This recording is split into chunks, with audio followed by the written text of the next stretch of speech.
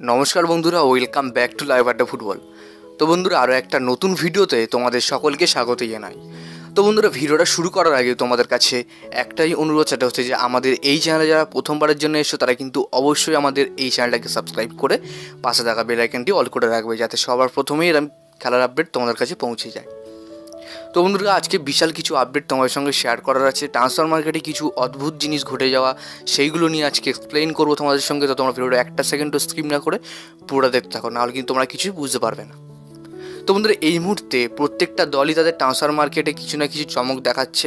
শুধু মোহনবাগান না, আরও অনেক বিভিন্ন দল আছে যারা কিন্তু ট্রান্সফার মার্কেটে কিছু দলবদলের চেঞ্জেস করছে।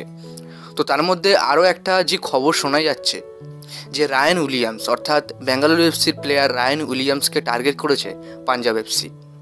তো এই যে টার্গেটটা পাঞ্জাব এফসি করেছে, তার সাথে কিন্তু এখনও ডিল বেঙ্গালুরু এফসির আছে। তো সেক্ষেত্রে পাঞ্জাব এফসি একটা টার্গেট করেছে এবং শোনা যাচ্ছে যে রায়ান উইলিয়ামসের সাথে প্রায় কথাবার্তা অনেকটাই চালিয়েছে পাঞ্জাব এফসি, কিন্তু এই যে খবরটা তোমাদেরকে কেউ দেয়নি। তো দেখো, আমি তোমাদেরকে ব্রায়ান কালতাককে নিয়ে একটা ভিডিও বানিয়েছিলাম যে ব্রায়ান কালতাক মোহনবাগানে আসার একটা সম্ভাবনা আছে, তার সাথে মোহনবাগান কিছু না হলেও একটু কথাবার্তা চালিয়েছে। তো সেই সময় কথাটা কেউ বিশ্বাস করেননি, এবং সেই যে কথাটা সেইটা আজ প্রায় এক মাস হতে যাচ্ছে, সেইটাই গিয়ে কিন্তু আজকে সত্যি হলো। তো যারা আমার জেনুইন খবর দেখে তারাই জানে যে আমি কী খবর দিই এবং কী খবর দিই না। তো দেখো, এবার কথা হচ্ছে রায়ান উইলিয়ামস তিনি কি পাঞ্জাব এফসিতে আদৌ যাবে না। তো দেখো, এই মুহূর্তে কিন্তু রায়ান উইলিয়ামসের পাঞ্জাব এফসি যাওয়ার কোনো সম্ভাবনা নেই। তোমরা এটা কিন্তু ছেড়ে দাও।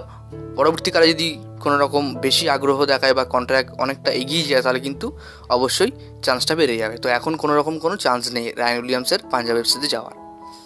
তো এবার তোমাদের আপডেট দেবো আরও একটা প্লেয়ারকে নিয়ে। দেখো, অনেকেই বলছে যে জেমি ম্যাকলারেন তিনি কিন্তু দেশে ফিরে যাবেন। মোহনবাগানের সঙ্গে তিনি নাকি নিজে চুক্তি শেষ করে তিনি নাকি আবার মেলবোর্ন সিটিতে ফিরে যাবেন, তার নাকি ভালো মৌসুম যাচ্ছে না মোহনবাগানে। তো এরকম নানান রকম কথা, নানান রকম আর্টিকেল, নানান রকম ফেসবুক পোস্ট থেকে তোমরা অসহ্য হয়ে যাচ্ছে এবং আমাকে মেসেজ করছে, দাদা সত্যিই কি জেমি ম্যাকলারেন দেশ ছেড়ে চলে যাবে? তো আমি তোমাদেরকে বলতে চাই, দেখো জেমি ম্যাকলারেনের সাথে কিন্তু মোহনবাগানের কন্ট্রাক্ট এখনও পর্যন্ত আছে, এবং জেমির মোহনবাগান ছাড়ার কথা তো দূরের কথা, ভাবাও পর্যন্ত যাবে না, কারণ এখনও কন্ট্রাক্ট তার সাথে অনেক বছরের আছে। তো সেক্ষেত্রে মোহনবাগান ছেড়ে যাওয়ার কোনো রকম কোনো চিন্তাভাবনাই ম্যাকলারেনের নেই। তো তোমরা যেখান থেকেই এই খবরগুলো শোনো না কেন, এইটা কিন্তু সম্পূর্ণ একটা ফেক খবর। এই খবরে কিন্তু তোমরা কেউ কান দেবে না। আমি তোমাদেরকে যে খবরগুলো দিই সেটাই কিন্তু জেনুইন খবর। জেমি ম্যাকলারেন তিনি মোহনবাগানে স্টে করছেন এবং আগামী দিনেও মোহনবাগানে থাকবেন এবং মোহনবাগানের হয়ে খেলবেন। তো আশা করি তোমাদের বোঝাতে পারলাম।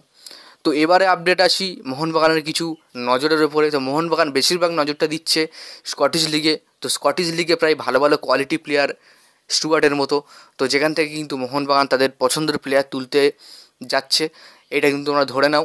তো যতই আপডেট তোমাদের দিক না কেন, যত প্লেয়ারই এই আপডেটটা দিক না কেন তোমাদের এইটা আইএসএল ট্রান্সফার মার্কেট থেকে, কিন্তু আমি তোমাকে বলছি মোহনবাগান সই করালে স্কটিশ লিগ অর্থাৎ স্কটল্যান্ডের প্লেয়ারই সই করাবে, তোমরা মিলিয়ে নেবে।